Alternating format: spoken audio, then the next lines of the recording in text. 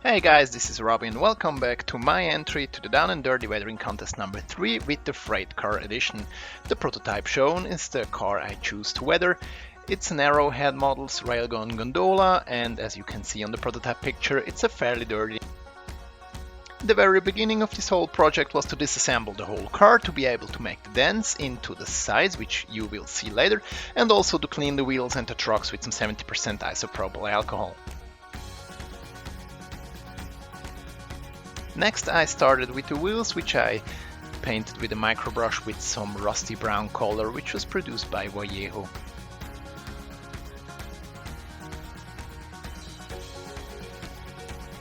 The real special thing about these cars is that the side panels are made out of a piece of brass, which allowed me to make some dents into them. The idea is from Josh from NSModeler24 in YouTube. I want to give him proper credit for this idea. Go and check his channel out. He has a very nice NS based layout.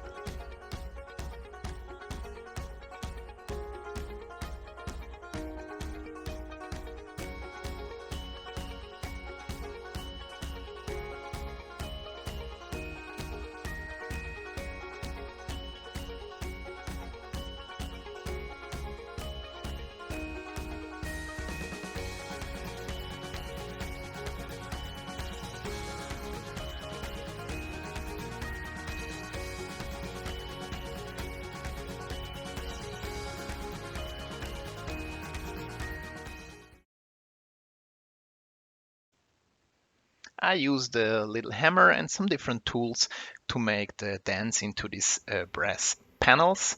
Also, you will notice that some of the paint inside and both outside of the panels fell off due to the making process of these dents, so that made it necessary to make some paint repair at a later step, which you will see in the video as well.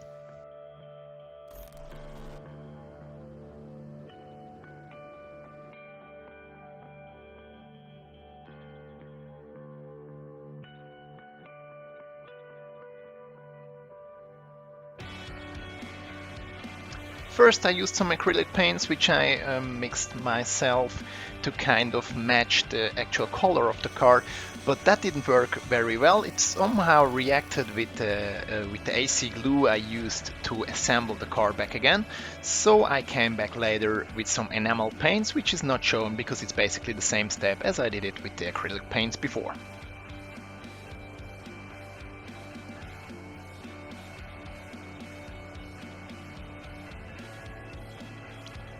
In this paint repair process I overpainted some of the lettering and some of the stencils of the cars, so I came back with the Q-tip, some thinner, and cleaned it nicely so that the car looked pretty nice again after all.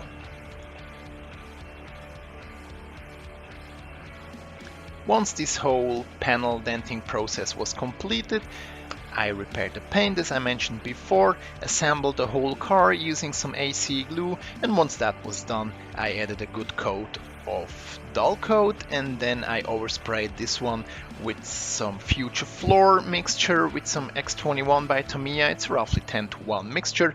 I also mixed this whole stuff with some isopropyl alcohol, sprayed the whole car in preparation of the next step, which will be the oil dot fading process.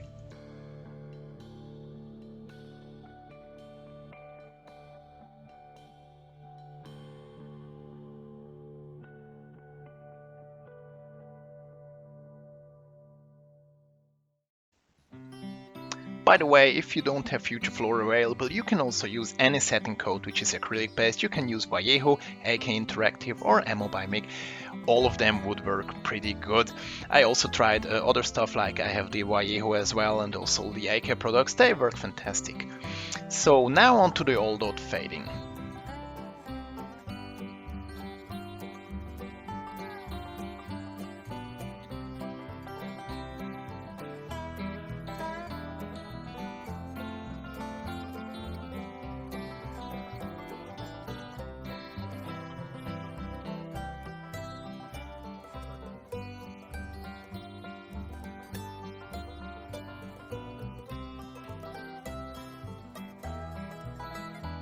First I picked some oil brushers, which are by Ammo MIG.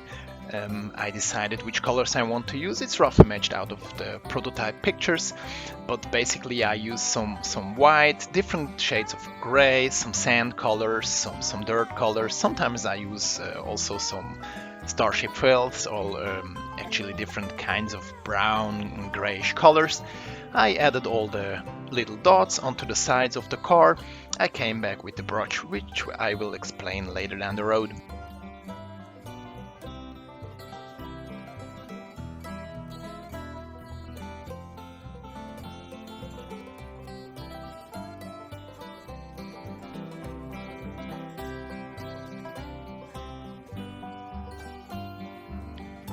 Once I added all these little oil dots onto the sides of the car, I came back with the cat tongue brush. It's called. It's actually, I think it's AK579. The brush itself. It's a very good brush, which I always use for this step. I added a tiny amount of thinner. I always use the Ammo by Mick thinner, just because it's actually my favorite product. So I came back, just a very little bit of thinner, not too much, and I started to massage in these oil dots so that the whole panel side and actually all the little nooks and crannies are touched up with some of these oil paints, and all the pigments are actually worked into the surface of the car.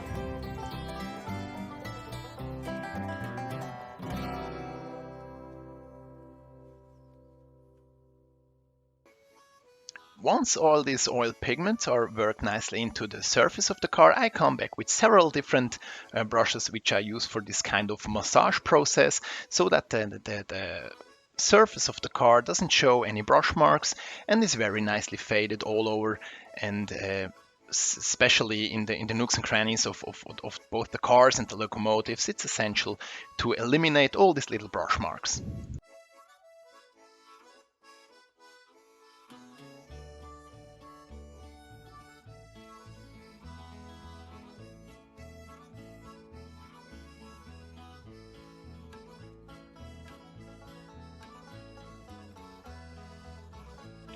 After this blending process, I let the car dry for about 48 hours, which is essential because all these pigments are oil-based and they need quite a bit of time to completely dry onto the surface.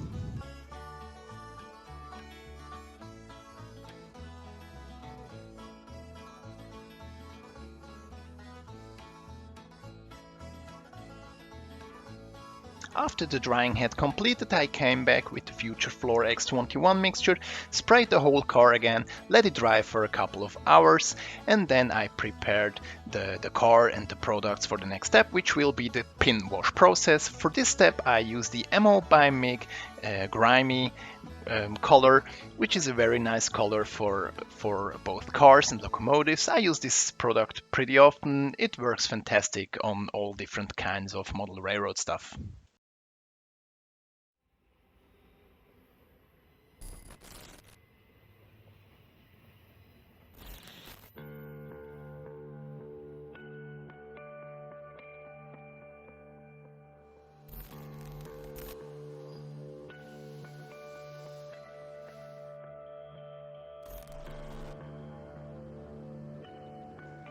The satin coat we sprayed earlier is essential for this step because the capillary reaction allows the product to flow nicely into the different details and all around these little steps and nooks and crannies on our models.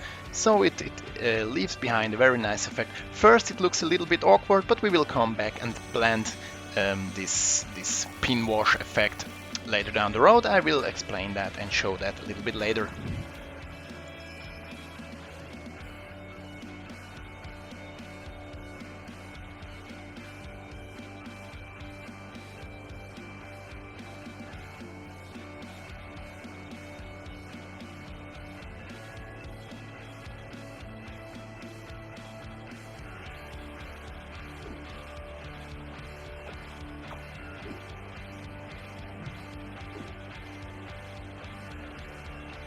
After this Pinwash product had a little bit time to dry onto the model surface, it depends. It's somehow between 15 and 30 minutes. It really depends on the humidity you face around where you live.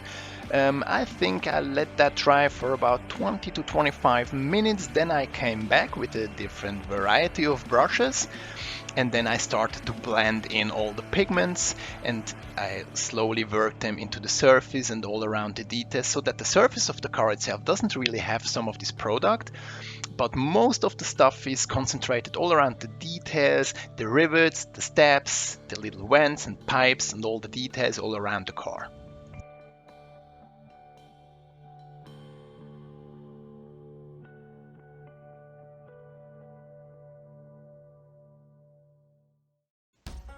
If the Pinwash still looks a little bit glossy, that means that the thinner hasn't evaporated so far, so just let it dry for another 10 minutes, come back, try it again, and if the wash had completely dried, you can nicely blend it and work it into the surface and all around all those nooks I mentioned before.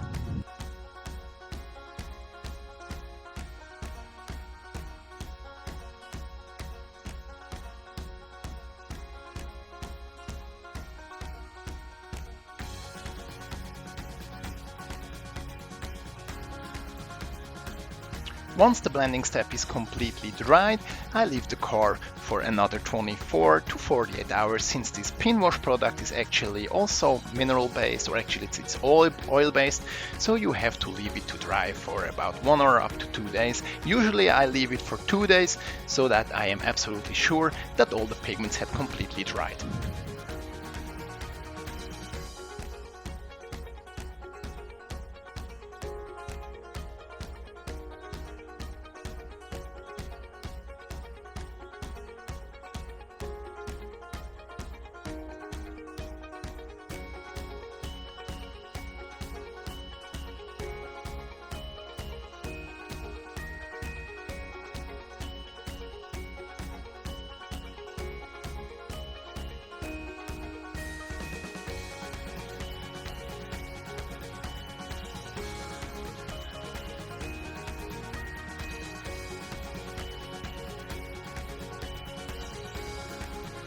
So after everything has completely dried, I come back, but this time around I will use a matte coat. You can also use dull coat. I think I even sprayed both of these products onto the car, because our next step is acrylic based. It's the so-called rust chipping effect, for which I use a sponge, some acrylic paint, and with a tiny amount of color I start to do little rust chips all around the car.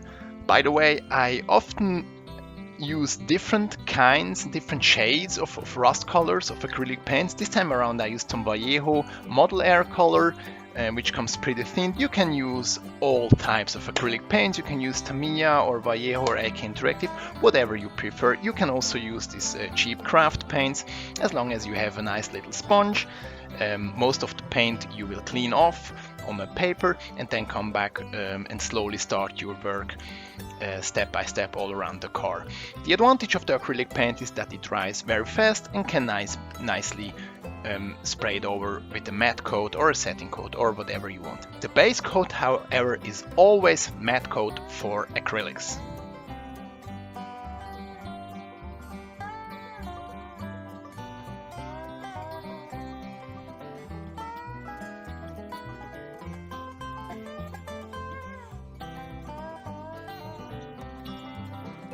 Once the chipping has dried completely, I spray over with matte coat and I come back with the so-called iron oxide color, which is made by Graham. It's an oil color which I often use to enhance the chipping effect on the cars. So I come back with a little brush. I add some little dots onto the surface of the car, especially around where I made some more chipping, and then I brush it from top to down to the color, which then looks like little brush strokes which started to bleed out while it rained and the car has been hit by different tools and machinery and loading and unloading, so that gives a very nice rusty effect.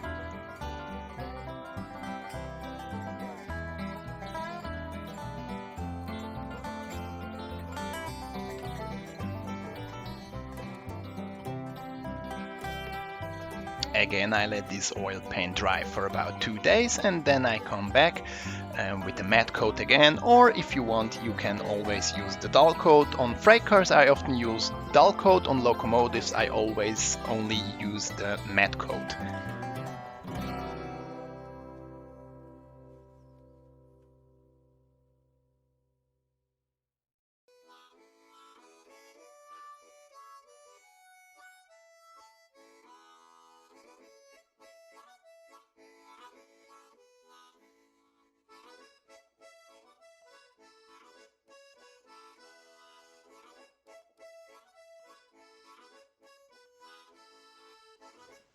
Once I sprayed the whole car with dull coat, I come back with a soft but with a wider brush, and then I use some Monroe pigments. This one is Delta Dirt, and I paint the whole inside of the car with lots and lots of powder. I make sure to cover the whole inside of the gondola, which adds a nice little rusty effect, and then I come back with some dull coat again and seal all the powder work into the surface of the inside of the gondola.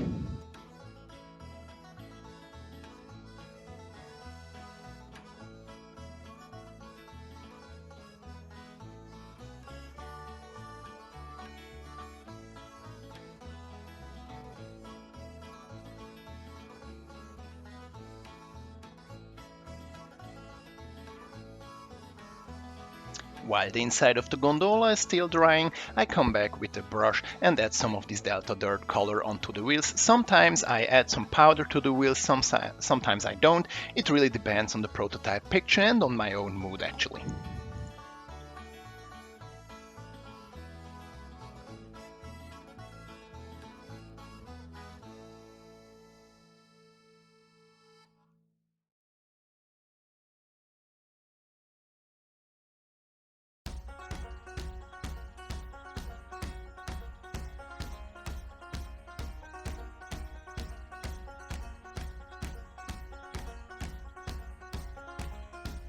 And now on to the trucks. These trucks have been sprayed with some brown acrylic paint. I made a mixture of the black and the iron oxide primer by Ammo by MIG.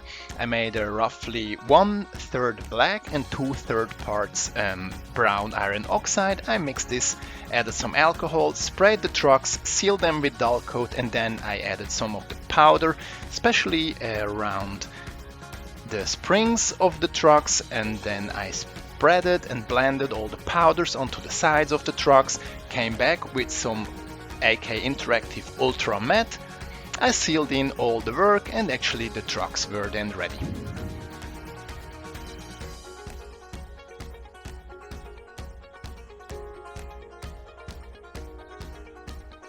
Also, I forgot to mention, before I assembled the whole car back again after I added the dents, I sprayed the chassis and the underframe of the car with the same mixture I used for the trucks.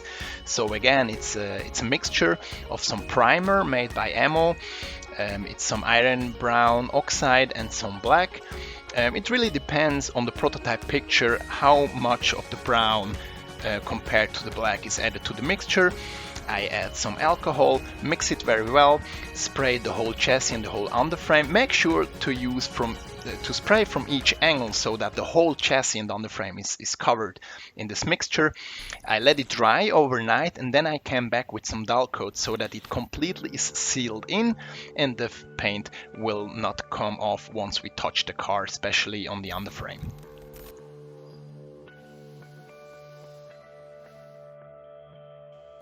And we finally arrived at our very last step, which is to completely blend in everything, cover it with a good amount of dull coat or matte coat. I brought the car, took it outside. Once I had some sunlight, I made some pictures, and actually that finishes off this whole process and this whole weathering project. Also, I have a second video in which I weathered a 6-axle Norfolk Southern -9 locomotive. If you want, go and check it out as well. Again, this was the entry for the weathering contest. I really hope you guys like my video and my work, and just enjoy the rest of the pictures. These are all the pictures from different angles out in the sunlight. Thanks and bye.